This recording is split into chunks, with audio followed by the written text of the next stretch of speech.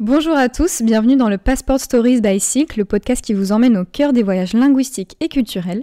À travers des histoires inspirantes, des témoignages authentiques et des conseils pratiques, nous explorons comment partir à l'étranger peut changer une vie. Cette année, nous célébrons les 60 ans de Silk, 60 ans à accompagner des milliers de jeunes et d'étudiants à découvrir le monde et eux-mêmes finalement. Aujourd'hui, on se pose des questions sur l'Allemagne et on va parler du coup de cette destination. Pourquoi parle-t-on plus de l'Allemagne quand on pense à voyager ou à apprendre ? Mathilde, aujourd'hui, est avec nous. Bonjour, merci Laurine de me recevoir. Merci à toi de venir. On va échanger aujourd'hui au sujet de l'Allemagne, donc de cette destination, parce qu'elle a vraiment beaucoup de potentiel. Donc Mathilde, est-ce que tu peux nous expliquer qu'est-ce qui t'a donné envie en fait, de t'intéresser à ce pays ? Donc moi j'ai eu un rapport assez scolaire à l'Allemagne pour commencer. Donc j'ai fait allemand au collège en LV2. Donc c'est mes parents qui m'ont forcé entre guillemets à faire allemand parce que je pense qu'ils ont trouvé le potentiel avant moi de l'Allemagne. Donc du coup j'ai fait mon premier voyage lorsque j'étais au collège. Donc une fois avec mes parents et une fois avec le collège du coup. Donc ça m'a vraiment fait découvrir Berlin principalement parce que c'est la destination en Allemagne où on va faire à peu près tous les voyages scolaires. Ouais. Donc après en lycée, j'ai fait la section européenne allemand, donc l'histoire, géographie en allemand aussi, où j'ai fait mon deuxième voyage aussi à Berlin, donc qui ressemblait vraiment au premier parce que c'est les classiques en fait de Berlin qu'on propose lors de voyages scolaires et j'ai même passé l'allemand en LV1 pour que ce soit vraiment ma première langue parce que j'ai eu un coup de cœur avec cette langue. Donc après, j'ai même eu mon bac en section euro-allemand, donc avec un double bac. Et puis après, arrivé à la fac, j'ai toujours fait de l'allemand, mais à un niveau un peu moins élevé parce qu'il y avait... on était très peu en fait à faire allemand, il n'y avait qu'une seule classe, donc les niveaux étaient assez différents. Donc c'est un peu retombé. Et puis après, j'ai fait également un sujet de recherche de mon mémoire, donc de première année de master. Donc je suis en master de géographie, aménagement, développement, environnement.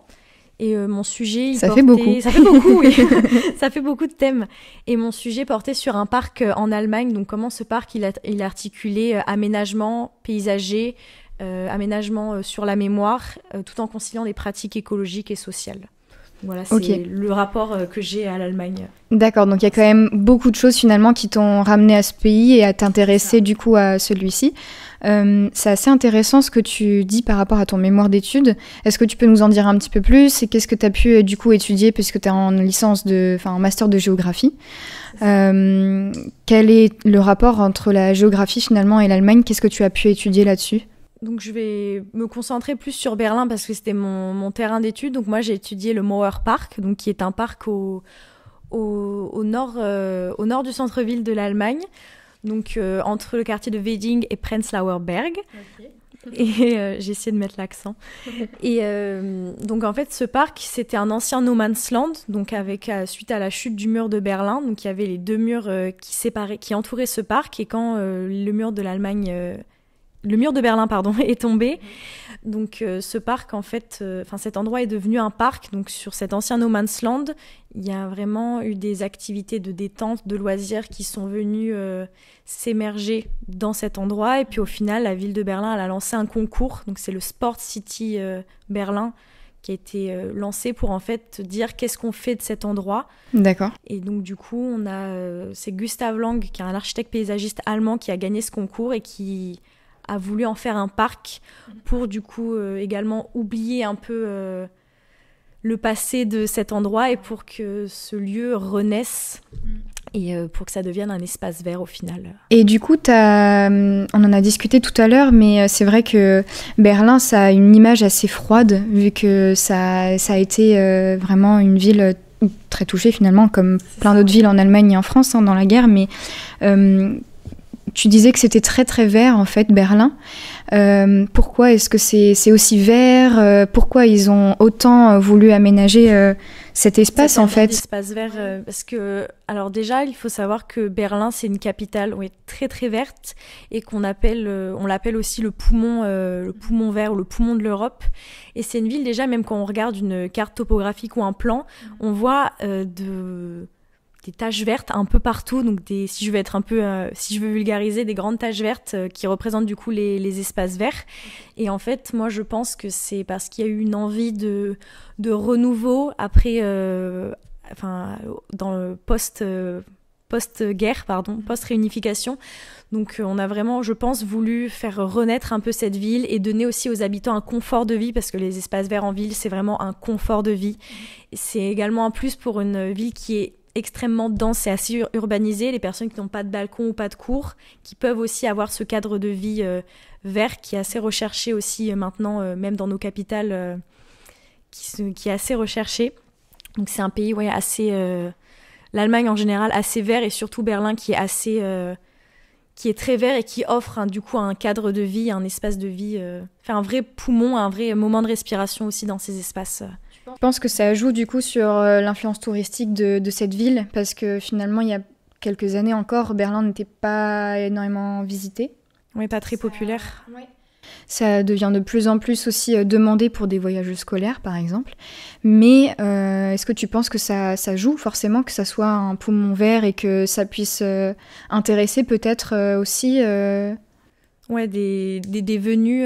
Je pense pas que ce soit pour cette raison-là, parce que je pense que les voyages scolaires, ils se font principalement à Berlin pour l'histoire. Tout à fait. Je pense. Et pour les monuments, ce qui s'est passé, pour vraiment revivre ce passé, se le réapproprier.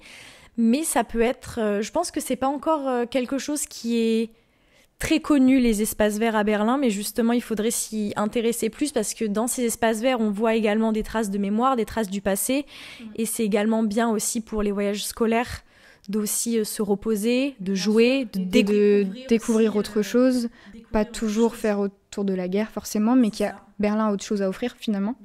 Il y a énormément, même des musées en plein air aussi, qui sont assez originaux, qui peuvent changer aussi de cette vision assez scolaire qu'on a des voyages, de faire des musées, de faire... d'écouter beaucoup de choses. Mais là, je pense que oui, les espaces verts, ça peut être un atout dans les voyages, déjà pour se donner rendez-vous, pour laisser également aux personnes qui voyagent ne pas être enfermées, d'avoir une vision assez globale sur d'autres choses. Ça peut permettre de réfléchir aussi. Ça peut être intéressant. Pas assez exploré, je pense. D'accord. Et tu as pu voir aussi d'autres espaces verts en Allemagne, du coup, t'en penses quoi? Alors, je vais rester à Berlin toujours pour avoir un meilleur témoignage. Donc j'ai fait, au début, dans mon mémoire, je voulais faire une comparaison entre 3 parcs, mais ce qui n'était pas possible au vu du temps. Donc, alors je ne suis pas allée au Tempelhofer-Feld. C'était un ancien un terrain militaire, pareil, qui est devenu un parc après la guerre. Mais par contre, je suis allée au Tiergarten, qui est à l'ouest, que je confonde pas, à l'ouest de Berlin, qui est un parc en fait qui était l'entrée en fait de la ville avant, et qui a avec des grands espaces, donc il y a une grande route principale avec des parcs, des grands espaces verts sur les côtés, mais il y avait moins cet aspect de mémoire que je voulais que je retrouvais dans le Mauer Park. C'est ça. Là, c'était un peu plus institutionnalisé. Il y avait vraiment, c'était plus des statues ou alors des monuments figés. Alors que dans le Mauer Park, c'était un mur où on pouvait s'exprimer dessus, où il y avait différentes activités autour. Je trouvais ça plus intéressant, mais il y en a à Berlin, il y en a énormément, et de toutes sortes, pour toutes activités, que ce soit pour commémorer, pour se souvenir, ou même avoir des usages classiques d'un espace vert maintenant, ce qui va être de se reposer, de courir, de se balader. Donc des usages assez traditionnels. D'accord. Et Berlin, tu as pu voyager plusieurs fois là-bas? Donc j'y suis allée, comme j'ai dit tout à l'heure, 2 fois en voyage scolaire, et j'y suis allée une fois en voyage personnel et en voyage de recherche aussi pour mon sujet. Donc oui, j'y suis allée 3. Tu connais par cœur?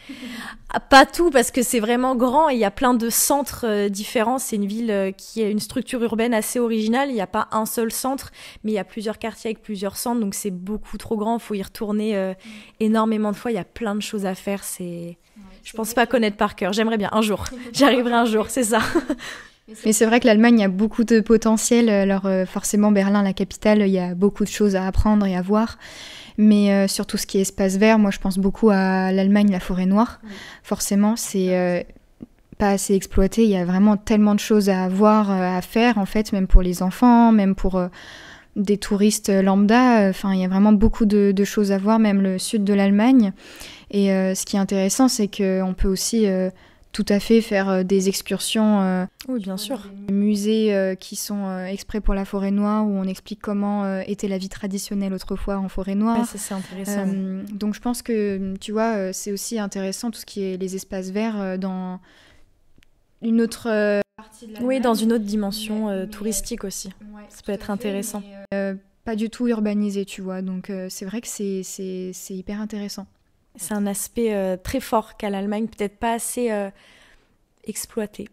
Ouais, mais c'est vrai qu'il y a un très grand potentiel touristique, surtout que c'est juste à côté de chez nous, c'est la porte à côté, et qu'on peut y aller facilement en car, en train. Maintenant, il y a le train de nuit, il y a beaucoup de trains au départ de Paris, mais qui vont... C'est assez accessible. Assez accessible.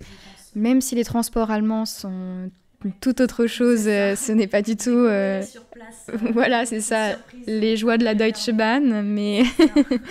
Mais non, c'est vrai qu'il y a vraiment beaucoup de potentiel, donc c'est hyper intéressant.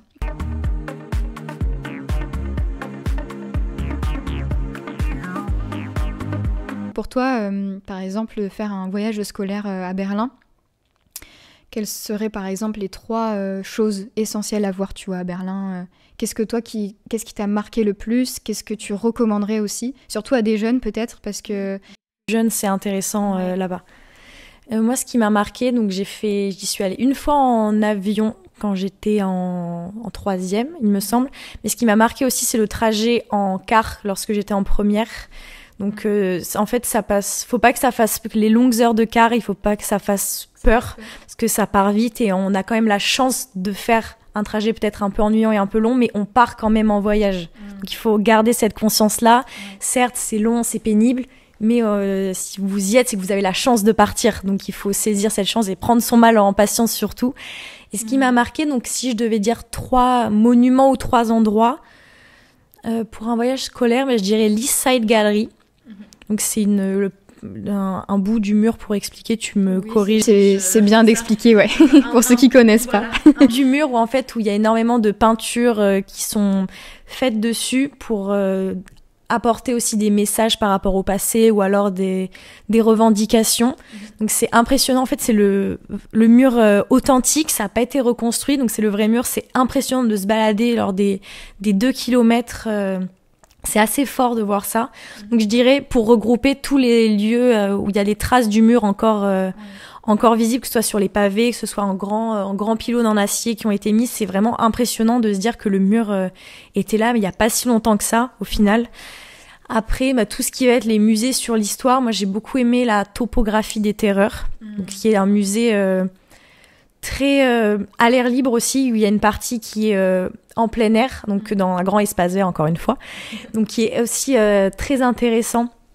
D'un point de vue historique, parce qu'on peut pas passer à côté de l'histoire de Berlin, et c'est très bien expliqué dans plusieurs langues en plus, donc c'est vraiment accessible à tous.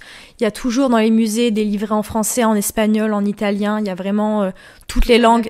Exactement, c'est ça qui est un grand aspect aussi, un point fort du tourisme allemand à Berlin, c'est que c'est très adapté à tout le monde, à tout public. Il y a même des pardon, il y a même des interactions entre enfants, enfin c'est hyper intéressant.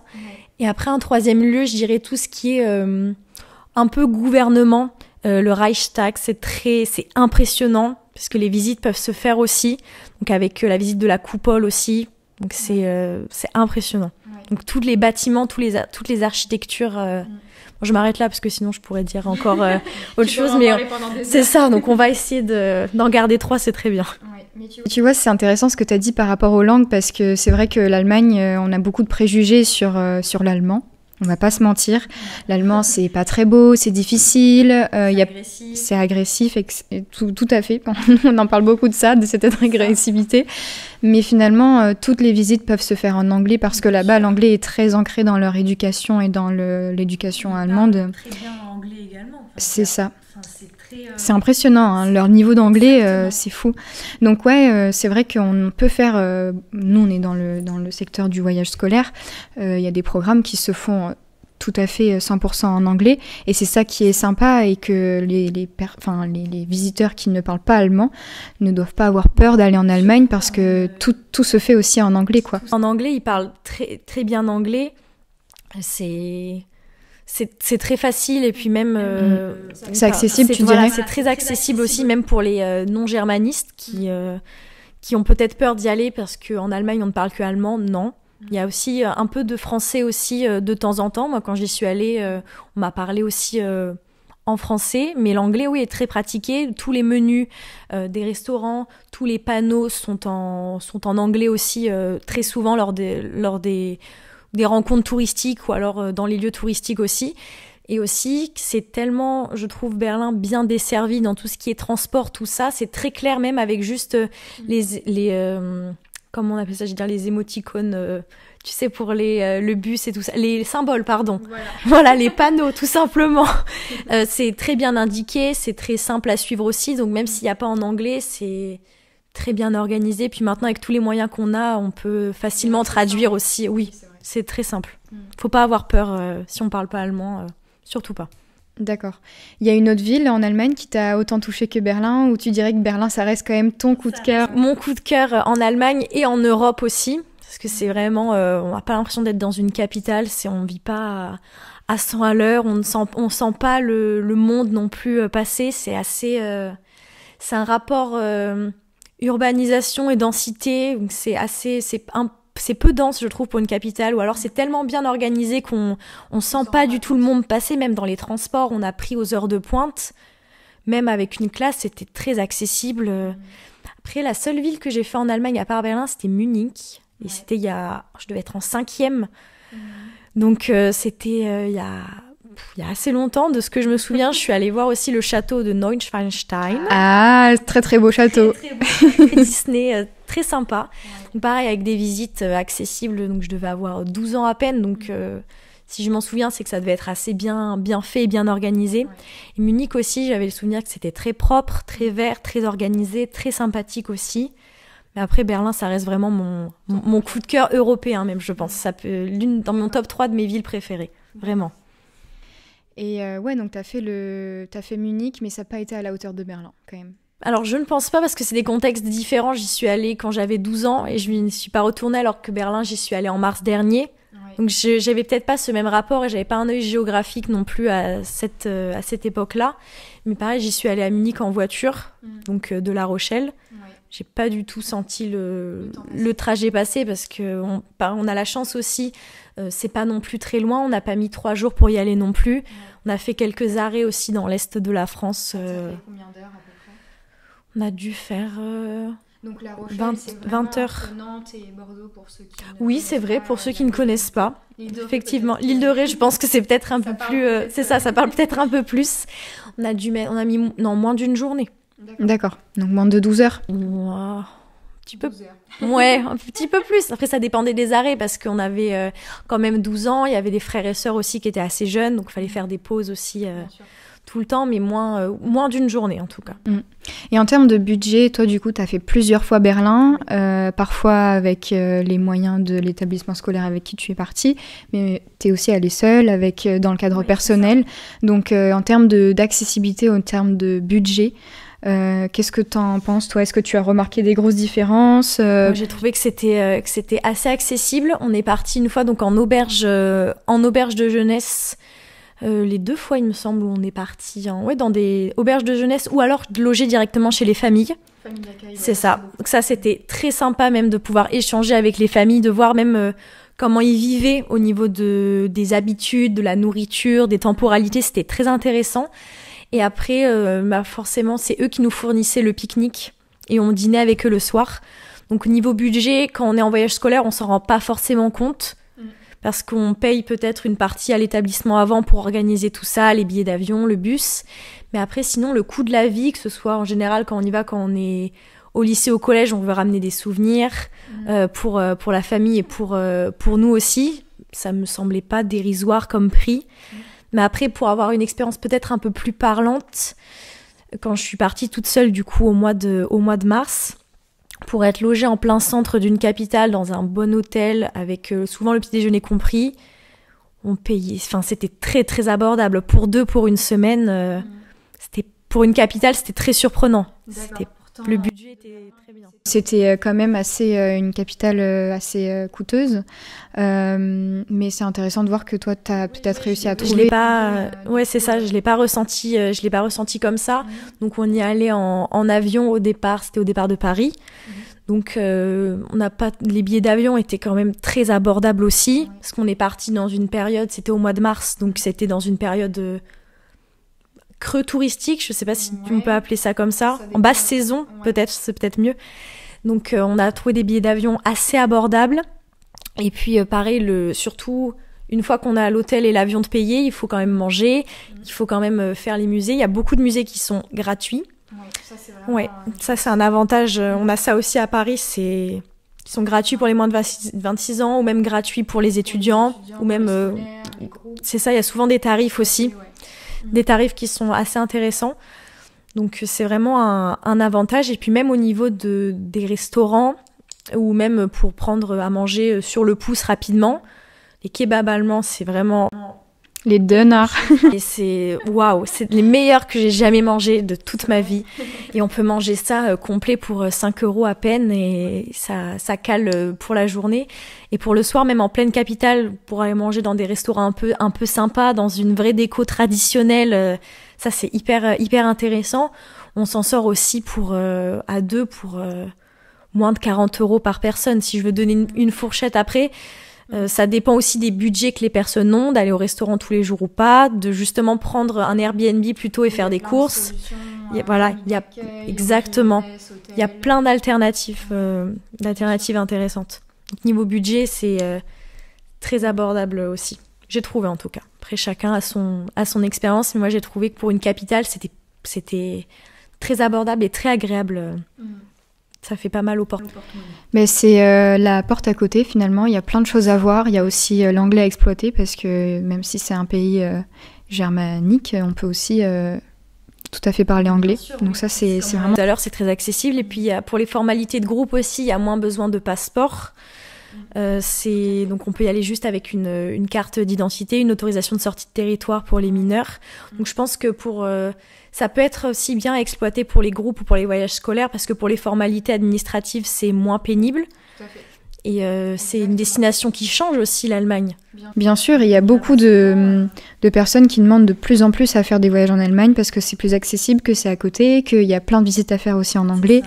Donc c'est tout à fait intéressant, bien sûr, d'exploiter cette zone-là de l'Europe parce qu'elle n'est pas assez exploitée. Mais oui, est-ce que tu avais d'autres choses à rajouter par rapport à l'Allemagne, peut-être des choses à nous partager ?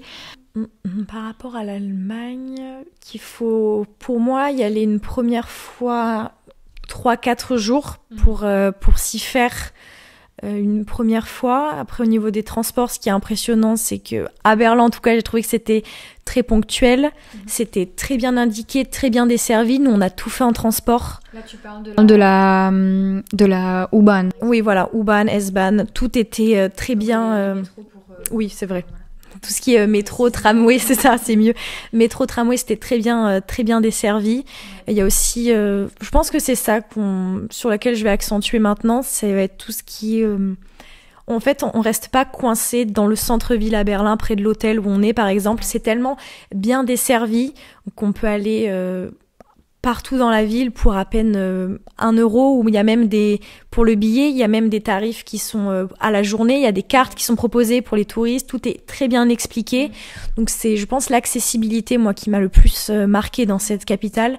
Et puis le fait qu'il y ait vraiment un brassage social aussi très intéressant. Il y a vraiment tout le monde à Berlin. Okay. Tout le monde, il y a toute catégorie.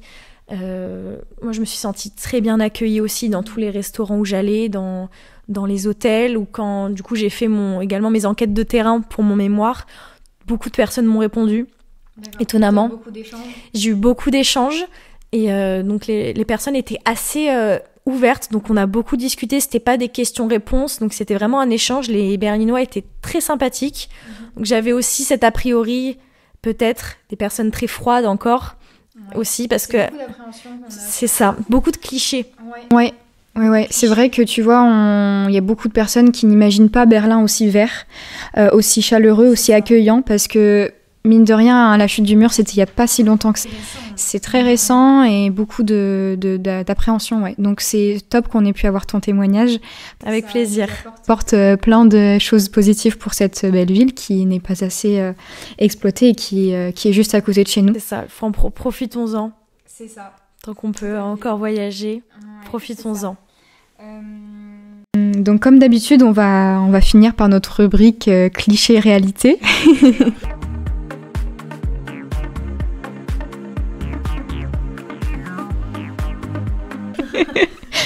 Donc Mathilde, tu vas nous dire ce que tu en penses, même si les différentes clichés et réalités que j'ai notées, on en a déjà parlé dans ce podcast, mais c'est bien de les rappeler et d'un petit peu reparler de certains sujets. Donc la première que j'ai notée, si on ne parle pas allemand, on ne peut pas aller en Allemagne. 3 petits points, qu'est-ce que tu en... On va dire faux, comme on l'a dit, on va dire faux clairement, parce qu'ils parlent très très bien anglais. Et l'allemand aussi, mine de rien, c'est une langue qui arrive en force, entre guillemets, aussi de plus en plus, parce qu'on peut aller également en Autriche, on peut aller en Suisse aussi si on veut parler allemand. Donc en Europe, c'est déjà pas mal. Et tout est traduit partout, dans les restaurants, dans les musées, tout. Il y a des dépliants partout. Non, faut vraiment pas avoir peur. Si on parle pas allemand, on peut pas aller en Allemagne. C'est faux. L'anglais, ils parlent très bien anglais. D'accord avec toi. C'est vrai que la peur de l'allemand, c'est quelque chose qui existe depuis déjà beaucoup d'années. Et c'est vraiment dommage, même si, moi par exemple, je parle très bien allemand, parce que j'ai la chance d'avoir la double nationalité. Mais j'ai beaucoup de mal aussi avec le grammaire et le datif. Enfin bon, déclinaison, oui, c'est très compliqué. Mais pourtant, l'Allemagne, les gens parlent très très bien anglais, et moi aussi ça m'avait bluffé quand j'ai vécu plusieurs mois en Allemagne. Enfin, j'ai vu que c'était extrêmement accessible, même pour les étudiants étrangers, pour les personnes étrangères. Tout à fait, ouais. Les Allemands ne vont pas nous corriger ou être méprisants, ou alors vraiment faire un effort de compréhension. Ils savent aussi. Ils savent que l'allemand, c'est pas la langue parlée numéro 1 dans l'Europe et dans le monde, donc ils sont... Ouais. Et puis ils s'adaptent en fait, c'est surtout ce mot, ils s'adaptent énormément aux visiteurs en fait extérieurs. C'est vraiment un plaisir d'y aller parce qu'on n'a pas cette peur. Même moi qui parle aussi allemand, pas au même niveau que Laurine, ça c'est sûr, mais qui est quand même, bien sûr que si, j'ai quand même un bon niveau d'allemand.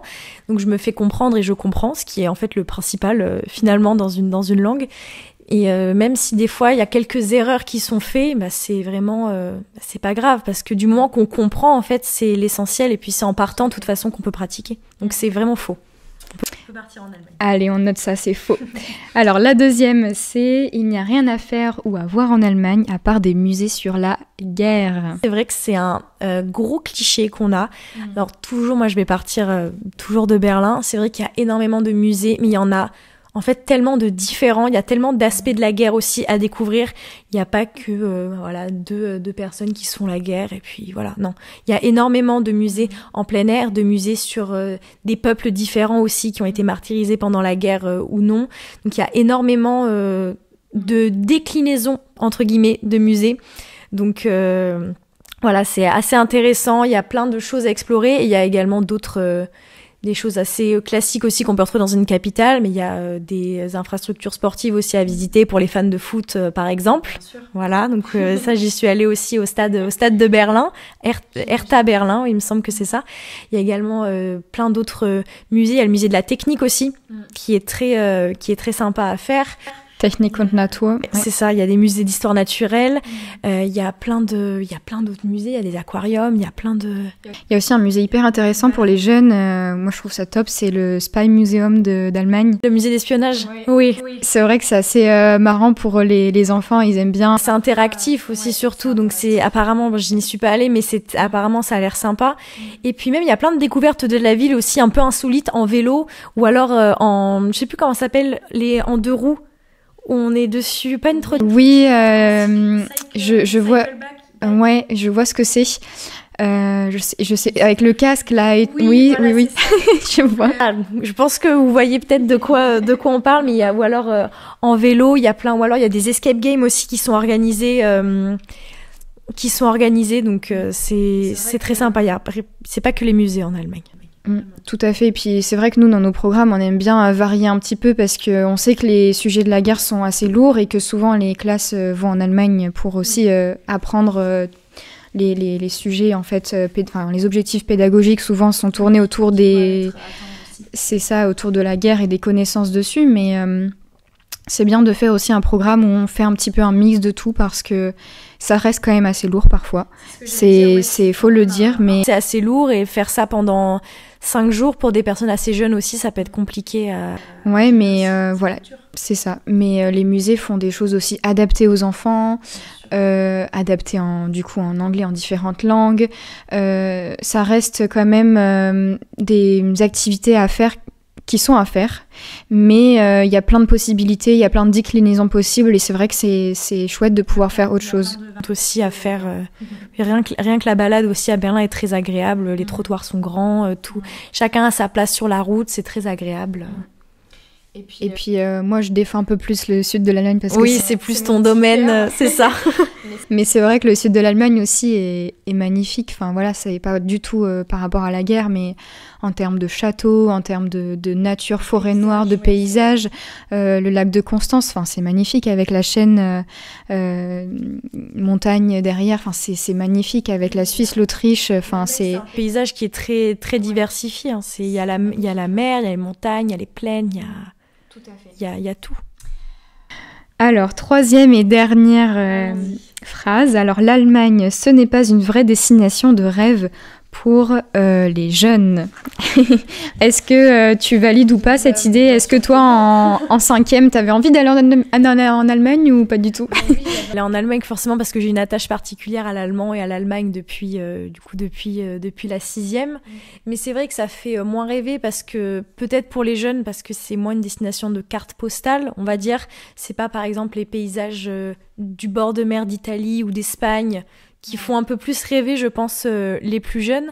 Mais comme on a dit tout à l'heure, il y a tellement de choses à faire et c'est tellement varié en termes de paysages, en termes de thèmes aussi à étudier, que je pense que même les personnes les plus jeunes peuvent vraiment s'y plaire. Il y a tellement de quoi faire. Ça reste quand même un très grand pays aussi, avec de grandes villes qui sont assez bien réparties aussi dans tout le pays. Tout n'est pas concentré au nord ou tout n'est pas concentré au sud.